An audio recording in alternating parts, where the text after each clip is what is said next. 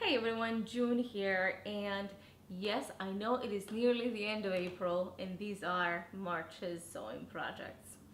Before we get started, I want to apologize for the squeaky floor. Uh, there's the wooden floors and they are very squeaky, so I'm gonna try my best not to move too much. So let's get into it. The first garment I want to show you is this t-shirt that I'm wearing. It is the crew neck from the Sew You Homestretch book, and it's really simple. It's only a few pattern pieces, and I wanted it to be that way because I really wanted to showcase the fabric rather than the design elements of the t-shirt. This is a fabric I got from Joann's. It's a heather gray knit. It's an interlock with like really pretty roses, and it is really cute. But as you can see, it is very simple. I will say though that the pattern does run small depending on how you like your t-shirts. I like mine a little bit loose. This is the size large in the book, which is the largest size they have. So if you like your t-shirts a little bit snug, then you'll probably be okay if you are, you know, my size.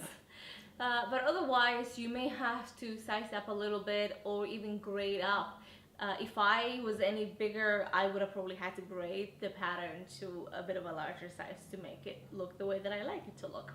The next garment, it's Simplicity 2603. This is VUG. I don't know if you can see all of it because I can't see on the screen how far it goes, but it is a knockoff of the Donna Karan Cozy, although this one is not long enough to tie around like the Donna Karan Cozy would normally be able to be tied, but it is really comfortable.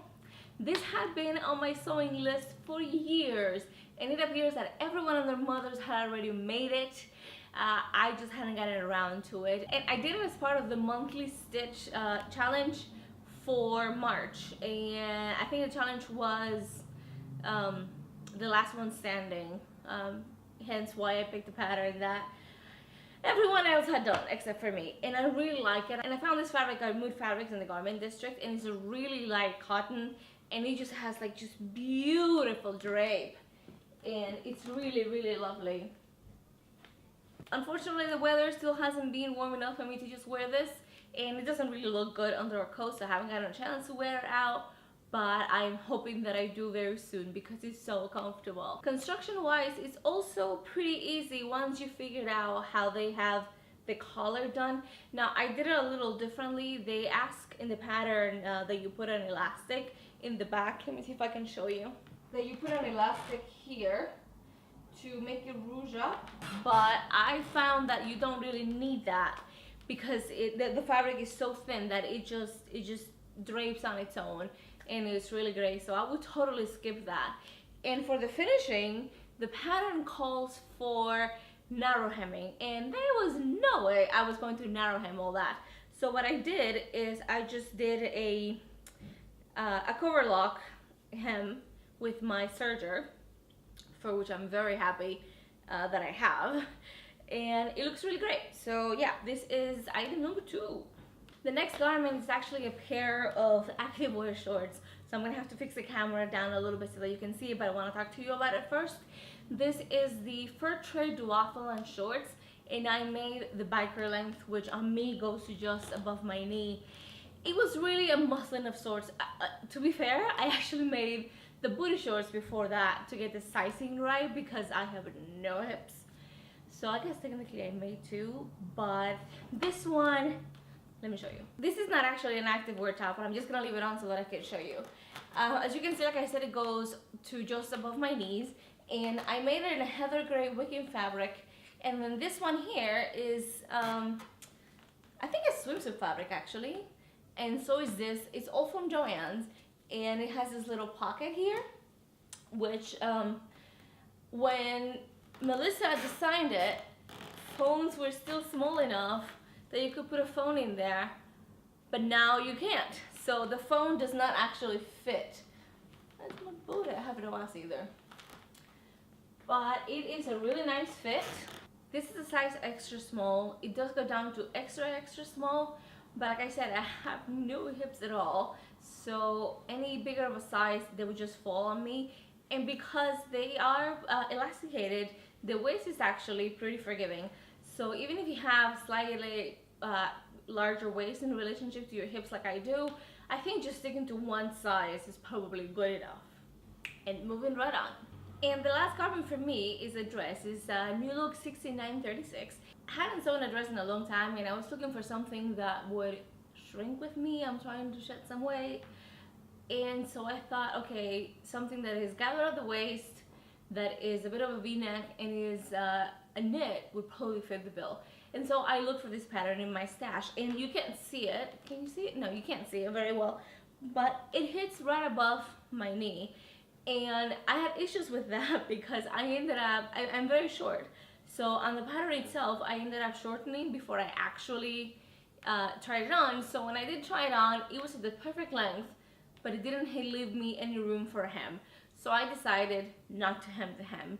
And then for the sleeves, I2Y is really difficult to hem. So after a few instances of trying to hem it with no success, I decided I was gonna leave that unhemmed as well. And I2Y doesn't ravel, and actually I kind of like the look, so I just left it like that.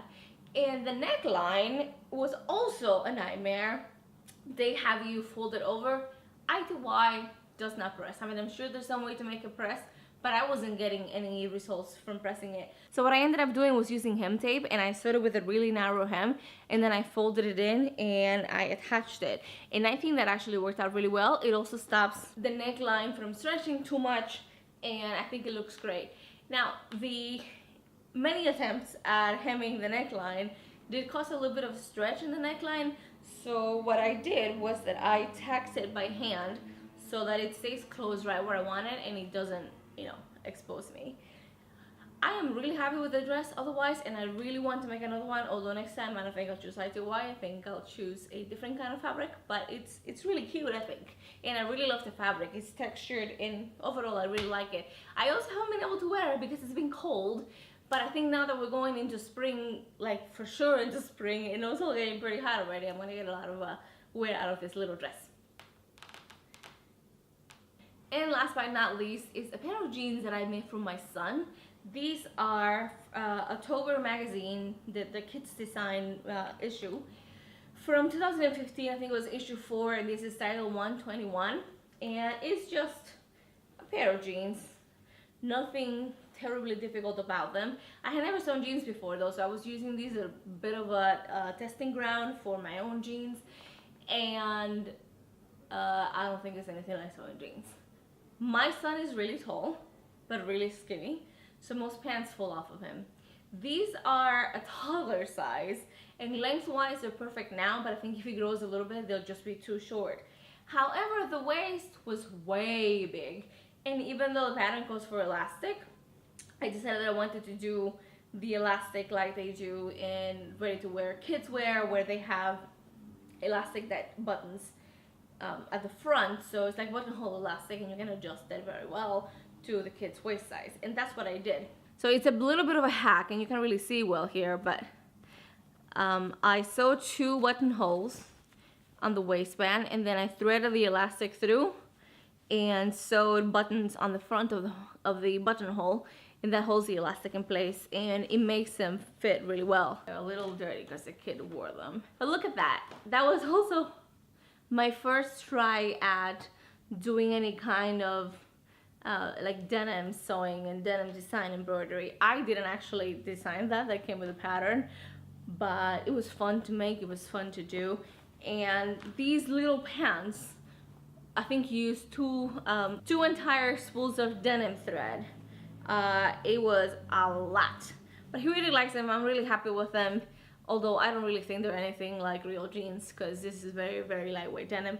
It's almost like a heavy chambray, but yeah, it's definitely an experience. So those are my projects for March.